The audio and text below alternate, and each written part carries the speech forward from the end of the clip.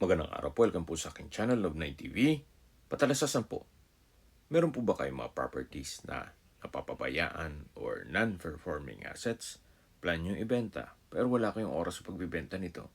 Kung ito'y pagkakatiwala niyo po sa amin, tawag lang po kayo sa aking numero, usap po tayo, gawan ko po ng video for free. Yes, libre po, wala po kayong babayaran. Tutulungan pa namin kayong mabenta ang inyong property. Kami na po bala sa marketing, sa boosting or paid ads.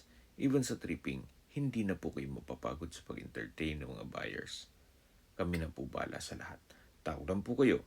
Nandito po tayo ngayon sa Alfonso, Cavite kung saan meron po tayong bagong video presentation, 5 parsela ng lupa na may lot area na 1,000 square meters. Ito po ay subdivided lots na along Barangay Road. Napakatahimik po ng lugar, sariwang hangin, at malamig po ang klima. Malayo na rin po ito sa 14 kilometers danger zone ng Taal Volcano. May access na rin po dito ng tubig at kuryente. Ito po ay nasa mataas na lugar. Ang estimated elevation above sea level ay 1,347.4 feet.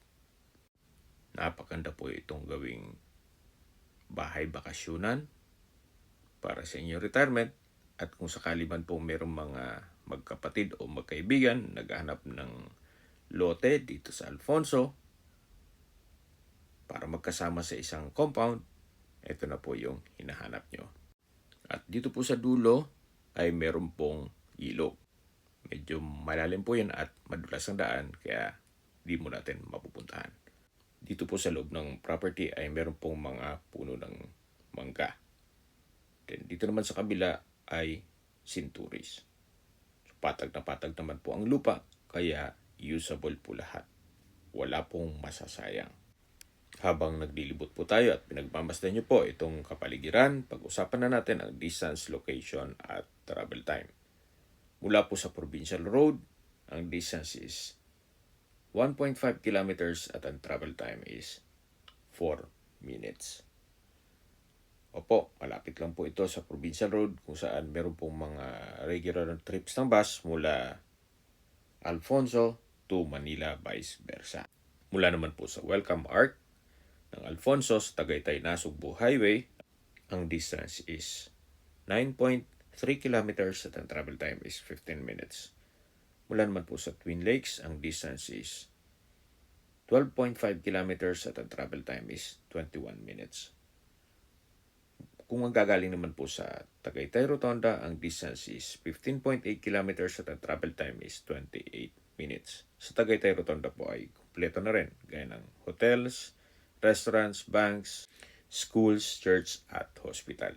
Yan po yung lagi kong binabanggit sa inyo na dapat nyo i-consider sa paghanap ng property, yung meron pong malapit na hospital. Hindi ko naman po sinasabing sakitin kayo. Yan naman po ay for emergency purpose lang naman. Mula naman po sa Calax o Cavite Laguna Expressway, ang distance is 26.9 kilometers at ang travel time is 43 minutes. Kung manggagaling naman po sa Manila o sa airport, ang distance is 71.5 kilometers at ang travel time is 1 hour and 35 minutes. Okay, sa presyo na po tayo. Binebenta po ito ni owner sa halagang 3,800 pesos per square meter. At ang available po ay 5 lote na lang o 5 parsela ng lupa. Kung may mga katanungan po kayo o gusto nyo magpuset ng tripping dito sa property ito, tawag lang po kayo sa aking numero. At sa mga kababayan naman natin nasa ibang bansa, meron po akong Telegram. Sa mga iPhone user naman, may iMessage. Meron din pong Imo, Skype, Viber at WhatsApp. Same number lang po, 0917-316-3399. Sa mga nagtatanong naman po ng aming Facebook, meron po aming Facebook page na Love9 TV at Facebook Reels video. Meron din pong Instagram at TikTok na Love9 TV. Meron din po kami ibang YouTube channel na Love9 TV channel at AC Listings.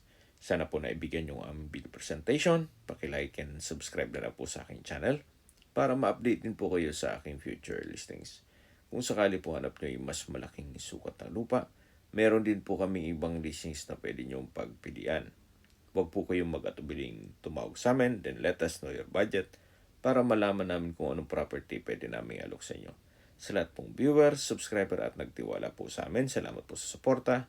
Ingat po kayo lagi at ating pamilya. Maraming salamat po.